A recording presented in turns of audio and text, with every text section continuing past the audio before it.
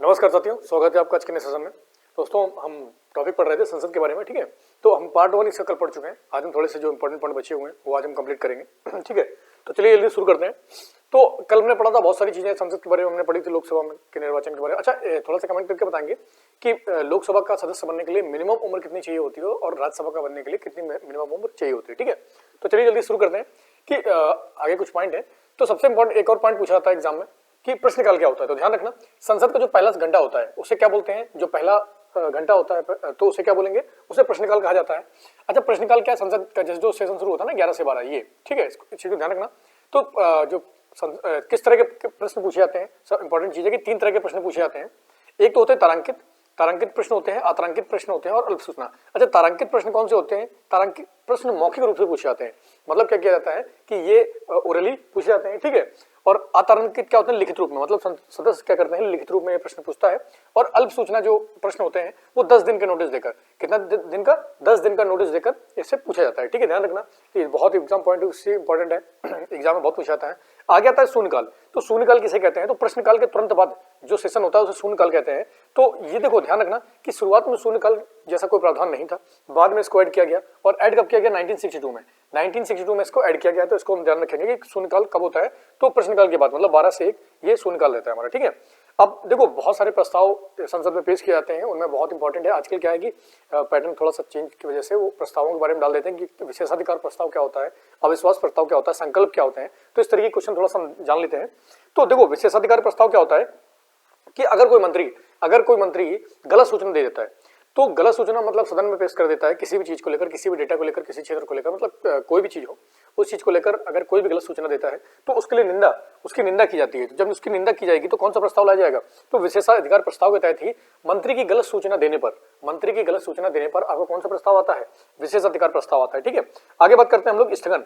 तो स्थगन प्रस्ताव क्या होता है? तो बहुत इंपॉर्टेंट पॉइंट है ये स्थगन प्रस्ताव। बहुत सारे एग्जाम्स में यहाँ से पूछा जाता है, क्वेश्चन बनते हैं कि स्थगन प्रस्ताव क्या होता है। तो लोग देखो, सबसे पहली बात है कि क्या स्थगन प्रस्ताव लोकसभा में आ सकता है, राज्यसभा में? तो लोकसभा और राज्यसभा दोनों में इसको लाया जा सकता है। अच्छा, स्थगन प्रस्ताव जो आता है उस पर कम से कम 2.5 घंटे से कम चर्चा नहीं होती है। ये भी बहुत मोस्ट इंपॉर्टेंट पॉइंट है, एग्जाम में पूछा जाता है कि कितने घंटा कितना समय, तो स्टेटमेंट बना के दे देते हैं। तो इस पर 2.5 घंटे से कम चर्चा नहीं होती है। और किस मामलों पर स्थगन प्रस्ताव लाया जाता है? तो लोक महत्व के मामलों पर, जो भी लोक महत्व के मामले हैं उन पर क्या लाया जाता है? स्थगन प्रस्ताव लाया जाता है। तो तीनों पॉइंट बहुत इंपॉर्टेंट, इनको ध्यान रखना। आगे हम बात करते हैं कटौती प्रस्ताव क्या होता है। तो एग्जाम में बहुत बार पूछा गया है, ये प्रीवियस ईयर एग्जाम्स उठा के देखना, उसमें बहुत बार कटौती प्रस्ताव के बारे में स्टेटमेंट बना के पूछा गया है कि इसका मतलब क्या होता है। तो कटौती प्रस्ताव क्या होता है कि किसी, देखो, संसद सदस्य द्वारा वाद विवाद समाप्त करने के लिए, कोई किसी भी चीज के ऊपर बहस चल रही है, उस बहस में को खत्म करने के लिए कटौती प्रस्ताव लाया जाता है, ठीक है। अब ये होते कितने प्रकार के हैं? तो ये 4 प्रकार के होते हैं। एक तो होता है साधारण कटौती, एक होता है घटकों कटौती, एक कंगारू कटौती। ये बहुत मोस्ट इंपॉर्टेंट है, कंगारू कटौती मोस्ट इंपॉर्टेंट है। और गिलेटिन प्रस्ताव। तो गिलेटिन प्रस्ताव के बारे में बहुत सारे एग्जाम में बहुत बार पूछा गया है, ध्यान रखेंगे। अच्छा, साधारण कटौती क्या होती है कि पर्याप्त चर्चा के बाद मतदान। तो साधारण कटौती प्रस्ताव क्या होता है कि पर्याप्त हमने चर्चा कर ली हो, उसके बाद हम क्या करेंगे? उसके ऊपर मतदान करेंगे। घटकों का जो प्रस्ताव होता है उसमें क्या है? कटौती प्रस्ताव तो संपूर्ण भाग मतदान के लिए रखते हैं, मतलब जितना भी भाग होता है विधेयक का उसको क्या करेंगे? उसके संपूर्ण भागों को मतदान के लिए रखा जाता है। ऐसा नहीं कोई विशेष ही वो रखा जाए, ठीक है। आगे बात करते हैं कंगारू कटौती क्या होती है। तो महत्वपूर्ण खंडों पर बहस और मतदान करना, जो इंपॉर्टेंट है, केवल इंपॉर्टेंट, जैसे मान लीजिए एक बुक है, बुक में इंपॉर्टेंट चीजें छाट ली, तो इसी तरीके से कंगारू कटौती में क्या होता है कि जो महत्वपूर्ण खंड है केवल उन पर ही बहस करना और उन पर ही मतदान करना, ये हमारा क्या कहलाता है? कंगारू कटौती कहलाता है, ठीक है। आगे हम बात करते हैं गिलेटिन प्रस्ताव क्या होता है। गिलेटिन प्रस्ताव मोस्ट इंपॉर्टेंट है जिस भाग पर चर्चा नहीं हुई है। मतलब कि मान लीजिए कोई प्रस्ताव पेश किया गया तो उसका कोई भाग छूट गया, उस भाग पर हमारा क्या नहीं हुआ है? चर्चा नहीं हुई है। तो उस भाग पर चर्चा करने के लिए अलग से एक प्रस्ताव लाया जाता है जिसे गिलेटिन प्रस्ताव बोलते हैं। तो ध्यान रखना, कंगारू कटौती क्या होता है, गिलेटिन प्रस्ताव क्या होता है, ये दोनों मोस्ट इंपॉर्टेंट, एग्जाम में बहुत बार यहाँ से क्वेश्चन बने हैं। आगे हम बात करते हैं अविश्वास प्रस्ताव क्या होता है।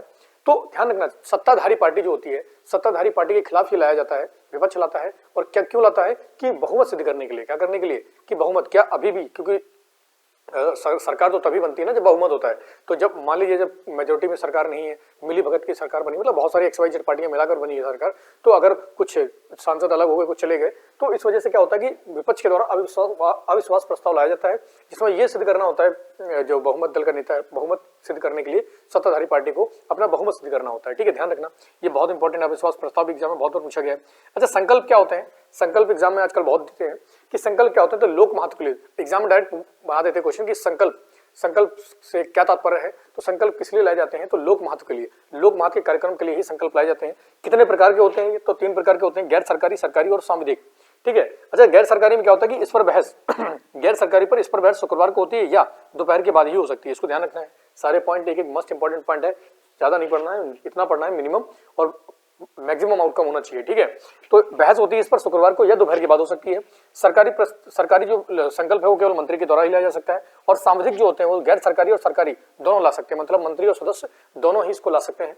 तो ध्यान रखना है यहाँ पर क्या है, प्रश्नकाल क्या होता है, शून्यकाल क्या है, विशेषाधिकार प्रस्ताव क्या है, हमने पढ़ा है, स्थगन प्रस्ताव क्या होता है, कटौती प्रस्ताव क्या होता है, कितने प्रकार के उससे होते हैं, अविश्वास प्रस्ताव क्या है और संकल्प क्या है। चलो जल्दी से, थोड़े कुछ पॉइंट बचे हुए हैं उनको खत्म करते हैं। ठीक है। तो विधेयक कितने प्रकार के होते हैं, चलो चलिए जल्दी से अगला पॉइंट देखते हैं, इंपॉर्टेंट पॉइंट है। तो अगला पॉइंट क्या आता है कि विधेयक, तो विधेयक के बारे में दिया गया है कि विधेयक कितने प्रकार के होते हैं। तो विधेयक होते हैं 4 प्रकार के, ध्यान रखना 4 प्रकार के होते हैं। तो एक होता है साधारण विधेयक, एक होता है धन, और एक होता है वित्त विधेयक, एक संशोधन विधेयक। ठीक है।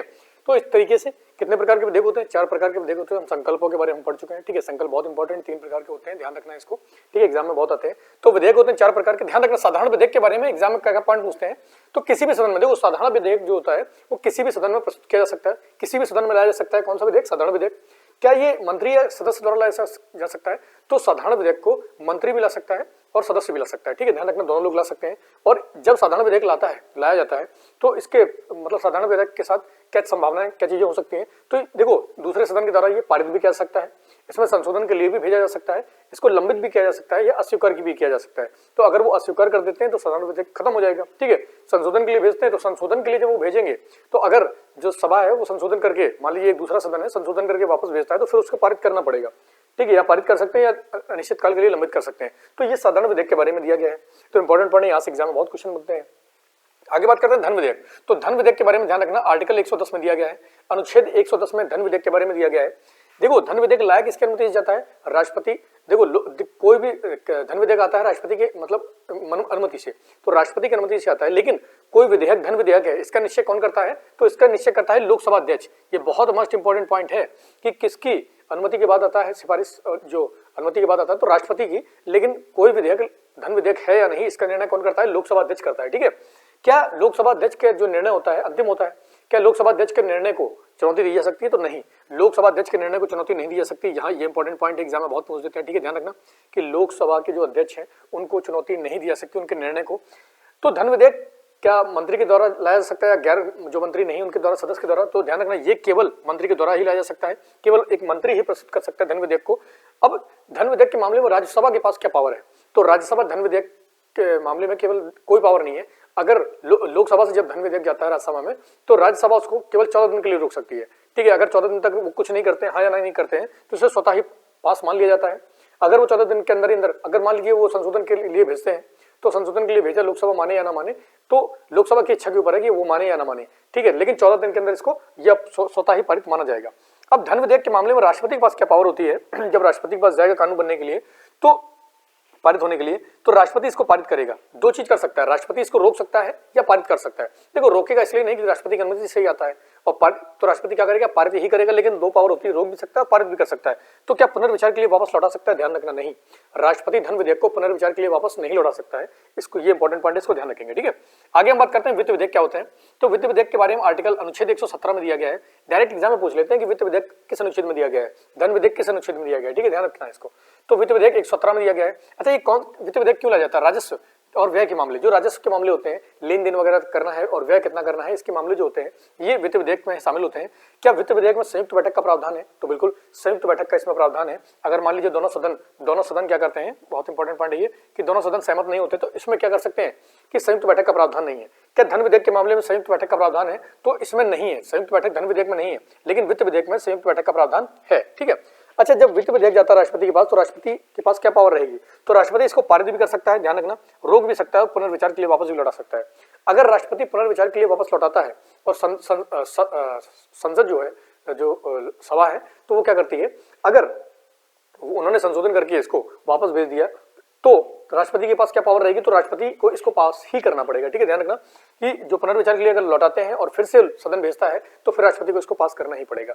और देखो, किसी भी सदन, क्या वित्त विधेयक किस सदन में लाया जा सकता है? तो किसी भी सदन में लाया जा सकता है। बहुत शॉर्ट में पढ़ो, शॉर्ट में इंपॉर्टेंट पॉइंट है, ठीक है, इनको देख लेंगे। अब संशोधन विधेयक है, तो अब तक देखो संशोधन विधेयक के मामले में और वित्त विधेयक के मामले में, साधारण विधेयक के मामले में किस क्या है, इसमें आप संयुक्त बैठक का प्रावधान है, ध्यान रखना, ठीक है।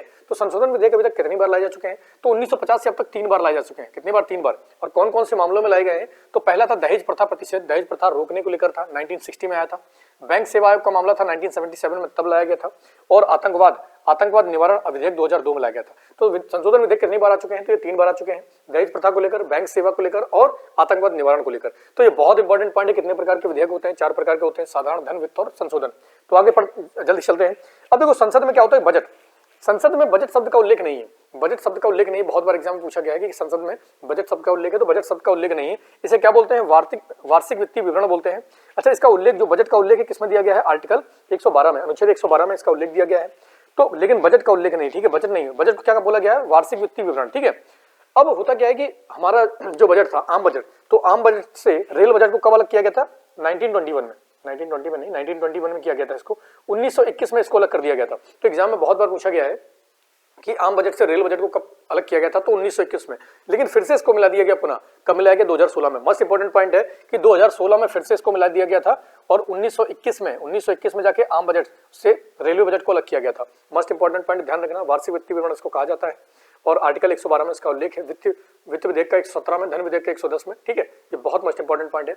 आगे हम बात करते हैं जो वेतन भत्ते दिए जाते हैं सरकार को, जो उच्च पद होते हैं, तो वो कहां से दिए जाते हैं? तो संचित निधि। संचित निधि के बारे में किस आर्टिकल में दिया गया है? 66 में दिया गया है। लोक लेखा निधि, जो लेखा जोखा पूरा रखती है आय व्यय का, उसके बारे में अनुच्छेद 266 में दिया गया है। आकस्मिक निधि, देखो आकस्मिक निधि का अध्यक्ष जो होता है वो राष्ट्रपति होता है। बहुत बार एग्जाम में पूछा गया है। ये किस आर्टिकल में आती है? 267 अनुच्छेद 267 में आकस्मिक निधि का उल्लेख है। बहुत बार एग्जाम में क्वेश्चन पूछा गया है। और इसका अध्यक्ष कौन होता है? राष्ट्रपति होता है, ठीक। तो इसको ध्यान रखेंगे। अच्छा, एक इंपॉर्टेंट पॉइंट और है, हास का सिद्धांत। तो हास का सिद्धांत किसे कहते हैं? तो क्या होता है ना कि एक वित्तीय वर्ष में सदन पैसे पारित करता है। मान लीजिए 100 रुपए पारित किए, एग्जाम्पल ले लेते हैं कि संसद ने 100 रुपए पारित किए कि आपको एक साल में 100 रुपए खर्च करने हैं। अब 100 पूरे साल के अंदर खर्च करने हैं, फिर अगले साल दूसरा बजट आता है तो फिर उसमें 100, लेकिन सदन ने इसमें 80 रुपए खर्च कर पाए।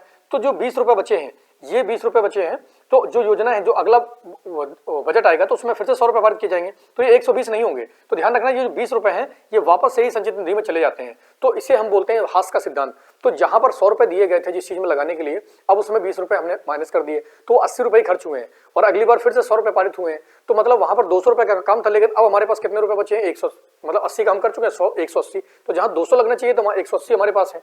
तो 20 रुपए कहां चले गए? वापस संचित निधि में चले गए। तो इसे बोलते हैं हास का सिद्धांत। मतलब शॉर्ट में समझो कि जितना रुपए हमें दिया जाता है, मतलब साल भर में खर्च करने के लिए अगर हमें जितना रुपए दिया जाता है उतना हम नहीं कर पाते हैं, कम करते हैं, तो जितना रुपए बचता है वो सब वेस्टेज हो जाता है, वापस संचित निधि में चला जाता है, उसका हम दोबारा यूज नहीं करते हैं। तो एग्जाम में बहुत बार पूछा जाता है कि हास का सिद्धांत क्या होता है। अब संसद के राज्यसभा के पास विशेष अधिकार क्या होते हैं? तो आर्टिकल 249 क्या कहता है कि राज्य सूची के विषय पर कोई भी कानून कौन बना सकता है? राज्यसभा। ध्यान रखना, आर्टिकल 249 बहुत ज्यादा इंपॉर्टेंट है कि राज्य सूची की राज्य, ठीक है। तो राज्य के विषय में जो राज्य के विषय हैं, लोक मात्र के विषय हैं, उनके ऊपर कौन बना सकता है कानून? तो आर्टिकल 249 के तहत राज्यसभा बना सकती है, ठीक है। आगे बात करते हैं कि अनुच्छेद 312 क्या कहता है? तो अनुच्छेद 312 अखिल भारतीय सेवाओं का गठन क्या करता है? अखिल भारतीय सेवाओं का गठन। तो अखिल भारतीय जो सेवाएं हैं, अखिल भारतीय सेवा, तो इनको लेकर जो गठन करने का अधिकार है वो किसका है? राज्यसभा का। तो राज्यसभा के पास 2 इंपॉर्टेंट पावर है। यहां से एग्जाम में बहुत बार क्वेश्चन पूछे गए कि आर्टिकल 249 किससे संबंधित है, ठीक है। तो राज्य के लिए कानून बनाने का अधिकार किसका है? राज्यसभा का। और आर्टिकल 312 क्या है? अखिल भारतीय सेवाओं का गठन, आर्टिकल 312। तो ये बहुत इंपॉर्टेंट पॉइंट्स है सारे। थोड़े से हम आर्टिकल देख लेते हैं संसद से संबंधित। तो देखो, आर्टिकल 79 बोलता है संसद के गठन को लेकर, आर्टिकल 80 बोलता है राज्यसभा का गठन, 81 बोलता है राज्यसभा का लोकसभा का गठन, 83 बोलता है इसकी अवधि कितने साल की होती है, कितने साल की नहीं होती। तो लोकसभा की होती है 5 साल की, राज्यसभा की होती है 6 साल की, ठीक है।